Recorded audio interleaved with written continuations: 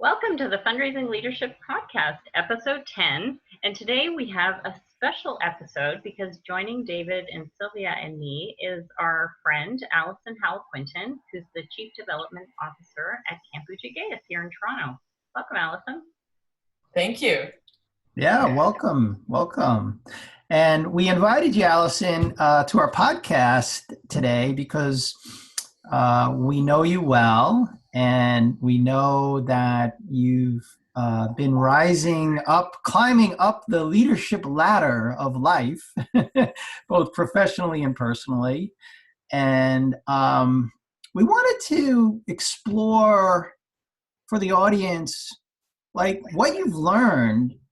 You've had two leadership transitions in the last few years, and your first leadership role, and then taking on building a really big team at Camp Ooch. So we wanted to hear a little bit about like what you've learned and what you might do differently, and knowing what you know now.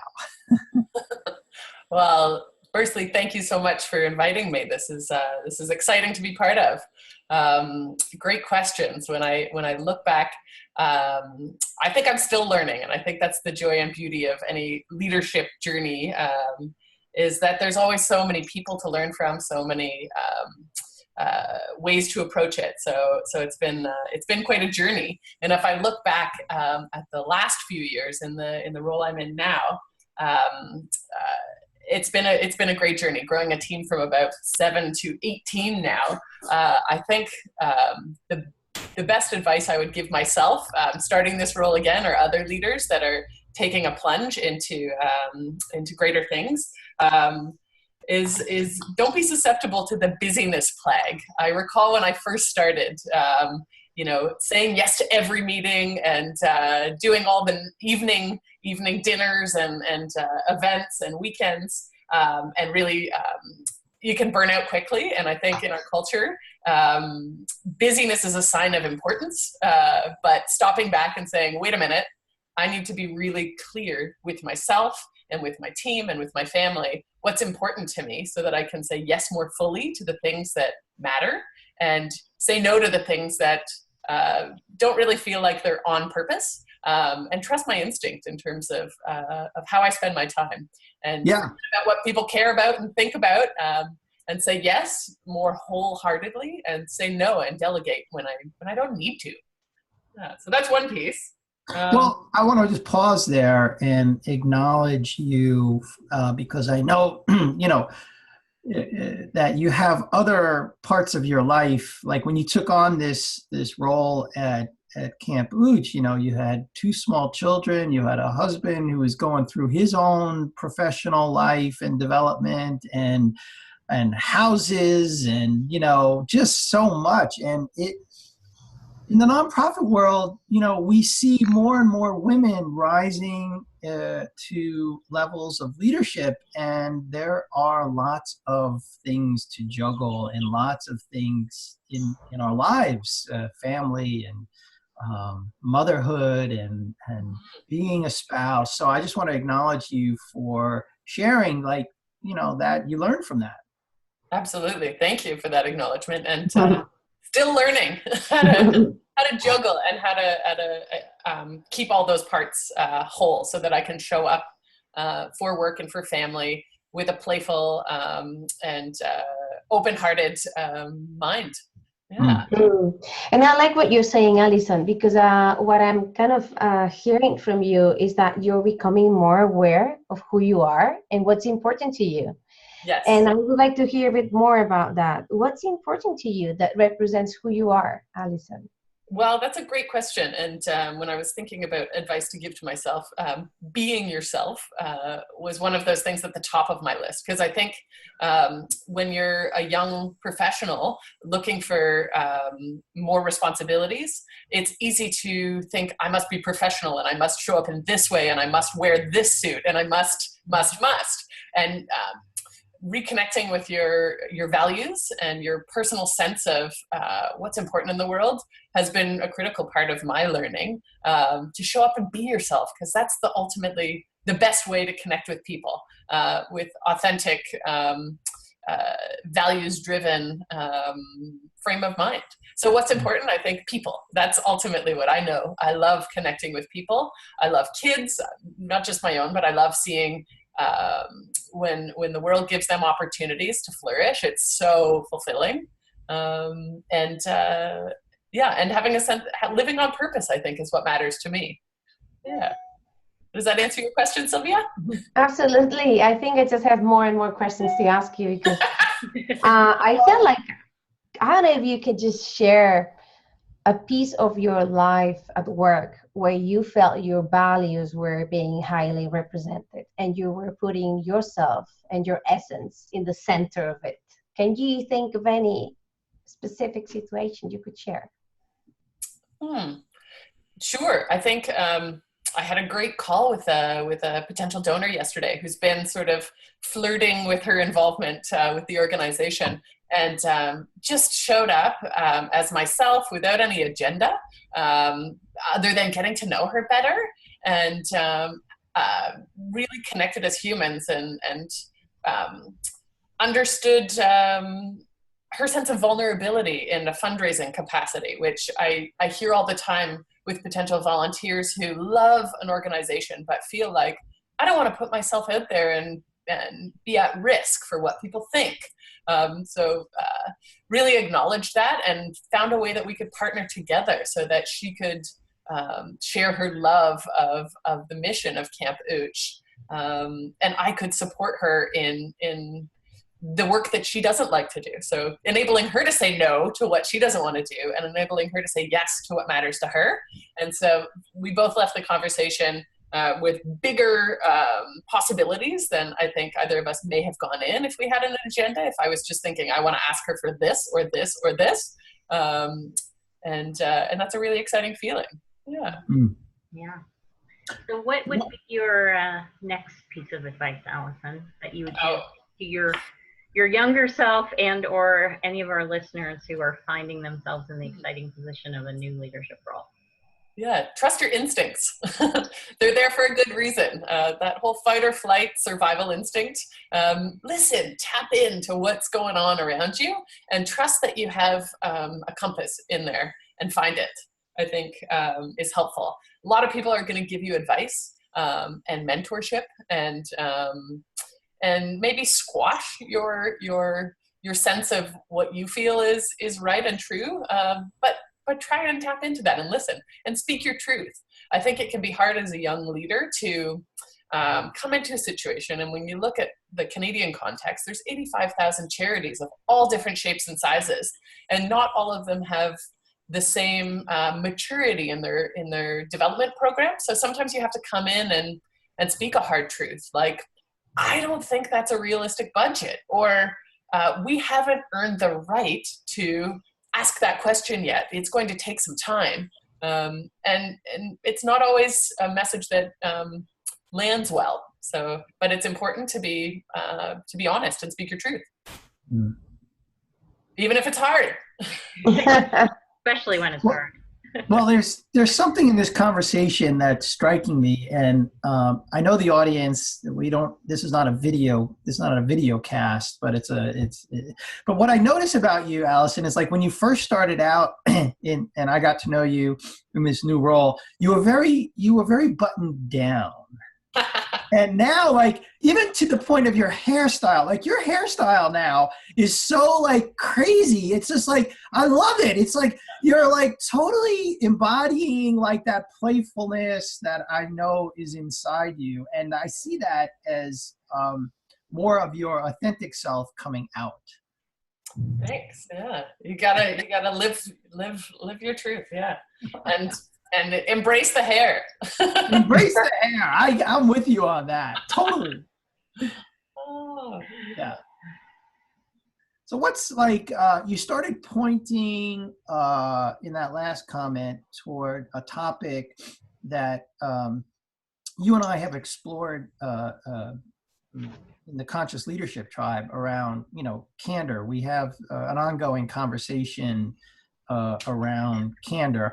But even before we go there, I was wondering if there's anything else, like one little nugget, like just a tiny nugget of gold you want to give to new leaders out there?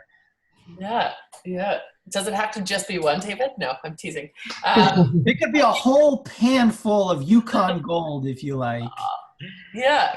I think there are a couple of nuggets. One that I heard at a conference that I put together, a session at an AFP Congress that I put together many, many moons ago. I brought together some women executives from the nonprofit sector and the for-profit sector and grilled them on their best pieces of advice for how do you juggle it all and how do you manage it. One of the executives from CIBC shared, be kind to yourself, and especially be kind to others, because you meet the same people on the way up as you do on the way down. And it's a great piece of advice to keep you grounded and realize that everybody is in your life for some kind of purpose, and just treating people with dignity is so critical. It sounds simple, but it resonated for me. The other piece of advice I would have is the social profit or nonprofit sector is the third largest industry in Canada. Billions and billions of dollars. It's increasingly complex. You look at the structures and the expectations the public has of what it is that we're doing, and you pair that with the demographic shifts. So the swift retirement a lot of the leaders that helped to start this sector, and the rising tide of leadership from younger professionals. So it's a really interesting time, and there's not the same kinds of support systems for growing leadership capacity in the nonprofit sector. So I know for myself, and for the folks that I've worked closely with, sort of defining your own journey and enrolling people in it has been critical. So whether those are coaches, paid or otherwise, mentors, sponsors that can really help you identify how to grow in your career and what how to check your mirrors, what your blind spots might be, where you might need to grow. Peers who've done these kinds of things before.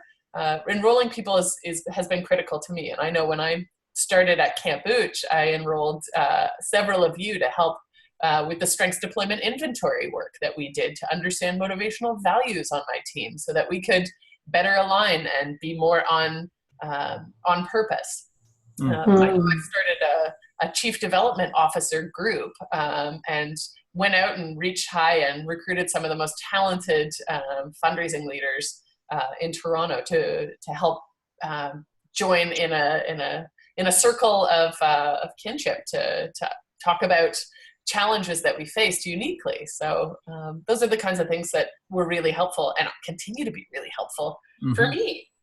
Yeah, Allison, something I can strongly feel your power of love, your power of being a very humble woman. I can feel the power of being humble and also ambitioning something that is greater than yourself. I can strongly feel that. How would you like, Allison, to be remembered as a leader? That's a big question. I know, that's why I'm asking that one to you now. I love that you're asking it. How would I like to be remembered? I think what's really important to me is in each of the organizations that I've worked for, I've been really passionate about the cause. And I think that's important for fundraisers to get behind it and to care deeply and personally and be personally invested. I want to leave each organization that I am part of stronger than when I found it, and to look back and say, I made a difference. I made an impact. I wasn't just a cog in the wheel, but I actually helped move from A to B and impacted people's lives. So that's, and got to work with a lot of amazing people along the way and have fun. Yeah. That's definitely a big part of who you are, Allison. Having worked with you, I know that you like to bring the fun to work. So let's, I do want to bring us to where David was pointing us to sort of, because we all believe in the importance of candor. And I think that is something that is much needed in our sector. So let's. Yeah. And before we go there, I want to pick up on something you said about kindness, Allison. And so I love that sort of golden rule orientation. And there is a belief that you can't be candid and kind. And so we want to debunk that a little bit here, because Janice, Silvia, and I are going to do some work over the summer in an online course about having radically candid conversations. And you can care personally and challenge directly. That's so part of it. And so you can still be kind and candid. Yeah. In fact, I think often we think we're being kind by not saying something, but especially as a manager, I mean, if you have someone on your team who, is behaving in some way that is actually limiting their potential, that the kindest thing is to, actually, with respect and love, to point that out to them. But that, I think that can be really difficult. I think in this sector, sometimes our problems around conflict are not so much having conflict, it's actually the avoidance of conflict. So we'd love to hear from you, Allison, like what your stand on that. Absolutely. I think giving feedback is a gift. It's important to be able to point out in the moment or very shortly after in a private setting, hey, this is, here's where I saw you really succeed and I saw this come out. And also, here's where I see that there might be something you need to work on here. Or here's a strength that you really have. And sometimes when you push it too far, this is how you're perceived. So it's really important to be able to share that with folks so they can grow. It's really in service of their capacity to grow as professionals and leaders and people.